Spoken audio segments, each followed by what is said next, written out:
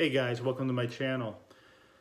If you've tuned in here, you're probably here because you've been recently diagnosed with low or no sperm count, as I was when I was 35 years old. I'm now 47 years old. I was married to my first wife at the time, and we had both decided that we wanted to have kids, but had been having unprotected sex and nothing was happening. So I decided to get tested and found out that I had little or no sperm in my ejaculate. Not long after that, I got divorced to my first wife, so I really didn't do too much about it after that. Ended up getting married a second time a few years later and had told my current wife about my issues, and it really wasn't an issue that we couldn't deal with. I did get retested again, and it came back with the same result as I had expected. Ended up getting sick, had a tumor, had to have that removed, cancer, had that removed. Fast forward, 47 years old now.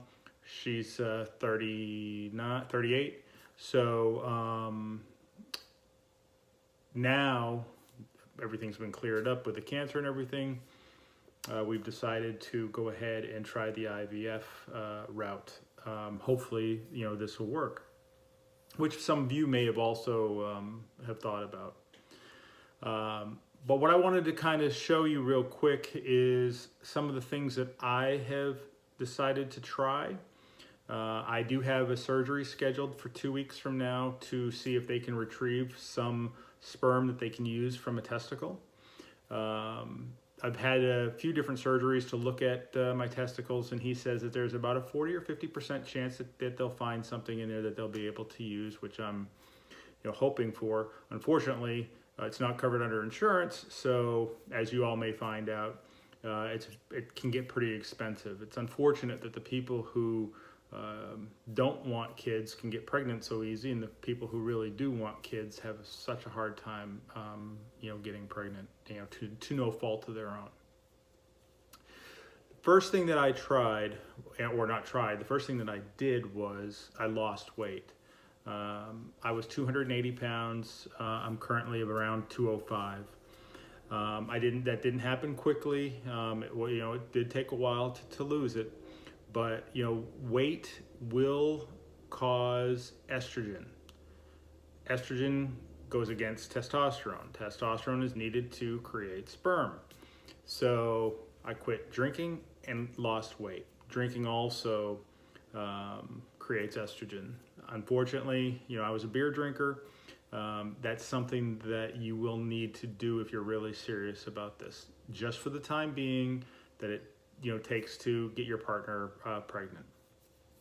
So the drinking and the weight loss. The next thing I did was I started researching the types of pills and supplements that I should take.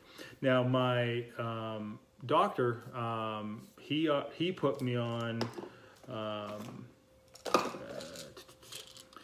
anastrozole. Now anastrozole helps get rid of estrogen in your body. Now, a lot of times, you'll be at the pharmacy and they'll be like, what do you need this for? Because generally this is used for women who have breast cancer. But what it does in men is it helps get rid of the estrogen that's in your body. If you have too much estrogen in your body, again, what I said earlier, it does go against creating sperm, or creating testosterone, which creates sperm. Anastrozole, definitely, you do need a prescription for this. Helps because my testosterone levels skyrocket when I've been taking this. The next thing that I've been taking is something from Nutrisuma called Growth. Now, this is amino acids, vitamins, and it's an herbal supplement, basically. This here helps create free testosterone, and I will say that with my working out now, getting into shape, losing weight, this has definitely helped, and my free testosterone has skyrocketed compared to where it was. I'm probably at a normal level now, so this has definitely helped.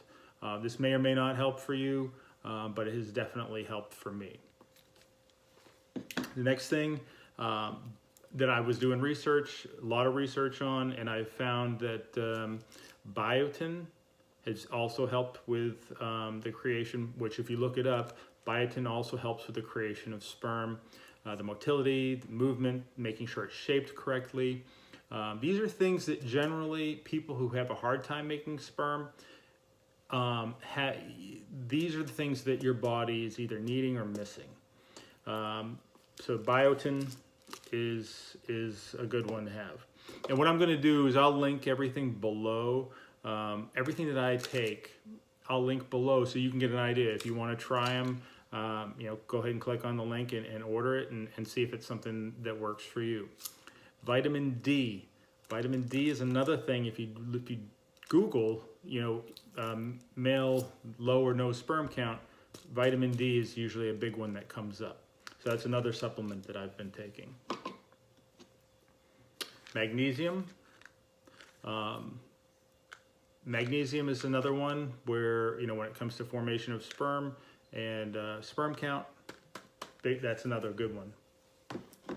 These are things that you'll see pop up over and over and over and over again. So I figured, why not? I'm spending, a lot of money on, an IVF process. The last thing I need to do is get cheap on my supplements or not take any supplements to help if any of these are possibly, going to be able to help. Selenium, another good one.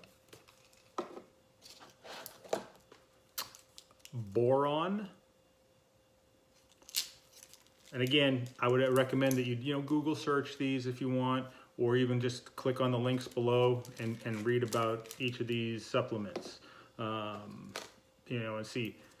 Zinc is huge. Zinc, if you're not taking a vitamin, if you are low in sperm count or no sperm count, zinc comes up everywhere. Men who are low in zinc have a real problem in this area. And so this is one that I've been taking for actually quite a while. Alpha lipoic acid. Now, this I've seen come up on a few different areas. I take this twice a day. This also helps get rid of metals in your body. I would do some research on this one, but I have not had any issues taking it. In fact, when I went to my doctor back in December before setting up the appointment for coming up for the surgery, my percentages actually went up. So I've been taking this and I've been real happy with the results. Fertilite. Fertilite is one that I get on Amazon, and I've read the reviews on it. It's hit or miss.